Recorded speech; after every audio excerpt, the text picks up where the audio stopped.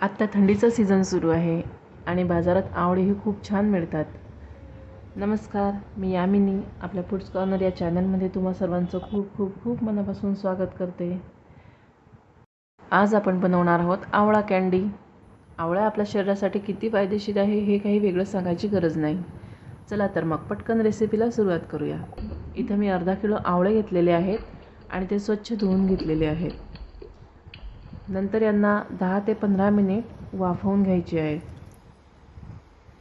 वाफवल्यानंतर आवळ्यांच्या छान पाकळ्या अशा मोकळ्या झालेल्या दिसतात. तुम्ही बघू शकता पाकळ्या छान मोकळ्या झालेल्या आहेत. आता इकडे आपण खडीसाखर घेऊया. खडीसाखरेचा वापर करून आपण आवळा कँडी बनवणार आहोत. तर आधी ही खडीसाखर मी थोडी ठेचून घेते, म्हणजे मिक्सरवर प्रेशर पडणार नाही. आणि आता ही थोडीशी जाड बारीक मी अशी बारीक करून घेतलेली आहे. आणि आता ही आपल्याला सगळं मिक्सरमध्ये छान बारीक करून घ्यायची आहे. या खडीसाखरेची आपल्याला बारीक पावडर बनवून घ्यायची आहे. ही खडीसाखर आता आपण मिक्सरच्या भांड्यात टाकून याची पावडर बनवून घेऊया.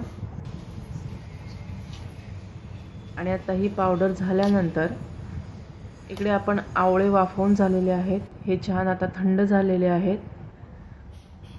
हे छान थंड झाल्यावर याच्या पाकळ्या पटकन मोकळ्या करता येतात. आता या सर्व आवळ्यांच्या पाकळ्या आपण या प्रकारे मोकळ्या करून घेऊया आणि बिया वेगळ्या करून घेऊया.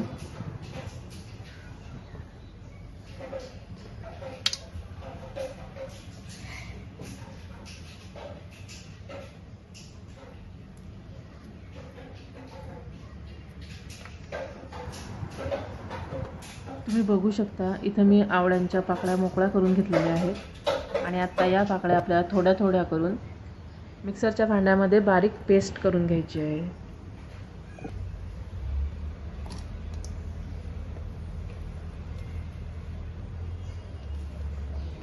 आणि आता ही पेस्ट आपण एका कढईमध्ये काढून घेऊया आणि राहिलेल्या पाकळ्यांची सुद्धा या प्रकारे पेस्ट बनवून घेऊया आणि ती सुद्धा या भांड्यात काढून घेऊया.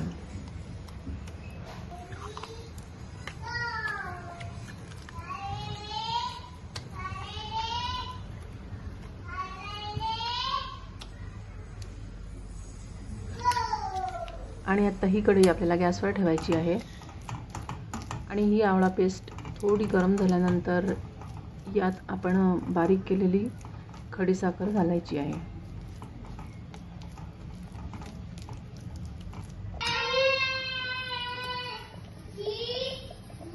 इथे मी अर्धा किलो आवळ्यांसाठी 300 ग्रॅम खडीसाखर वापरलेली आहे. तुमच्या आवडीप्रमाणे तुम्ही साखरेचं प्रमाण कमी किंवा जास्त करू शकता. आत्ता साखरेचं पाणी झाल्यानंतर हे मिश्रण थोडं पातळ होईल. हे कंटिन्यू मिक्स करत राहायचं आहे, जेणेकरून हे खाली कढईला चिकटणार नाही.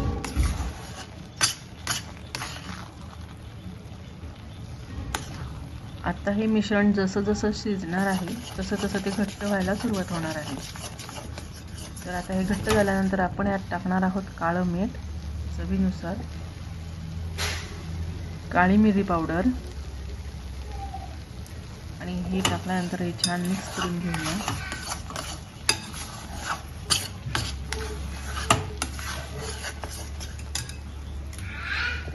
आणि आता यात नंतर आपण टाकणार आहोत जिरे पूड.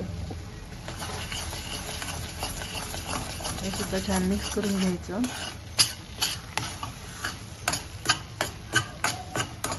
आता आपण यात घालणार आहोत अर्धा चमचा साजूक तूप आणि हे सुद्धा छान मिक्स करून घ्यायचं.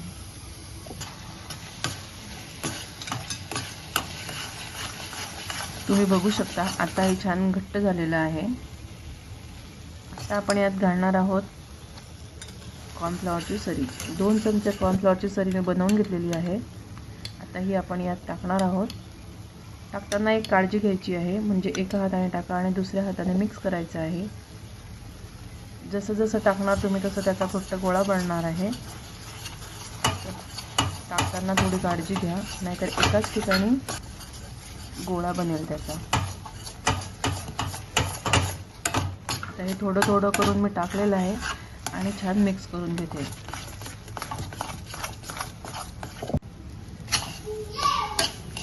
तुम्ही बघू शकता आता हे कढईपासून सुटतंय, म्हणजे मोकळं होतंय, याचा गोळा बनलेला आहे.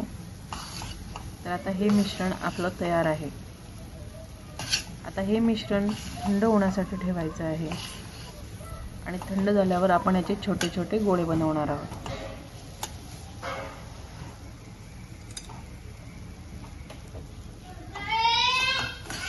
हे मिश्रण आता छान थंड झालेलं आहे आणि आपण या प्रकारे याच्या छोट्या छोट्या गोळी बनवून घेणार आहोत.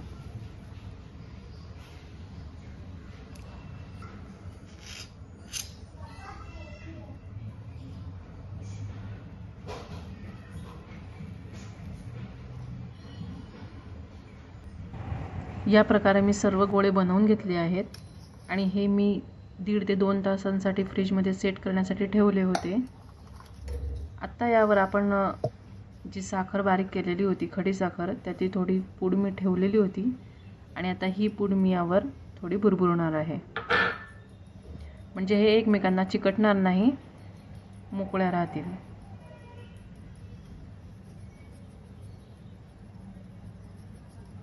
साखर छान भुरभुरून झाल्यानंतर आपण आता हे छान मिक्स करून घेऊया.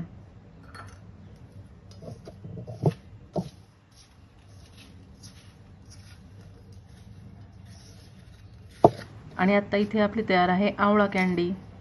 तुम्ही सुद्धा ही रेसिपी एकदा नक्की ट्राय करा आणि कशी वाटली हे कमेंट करून मला नक्की सांगा. आवडल्यास लाईक करा आणि सबस्क्राईब करायला विसरू नका. धन्यवाद.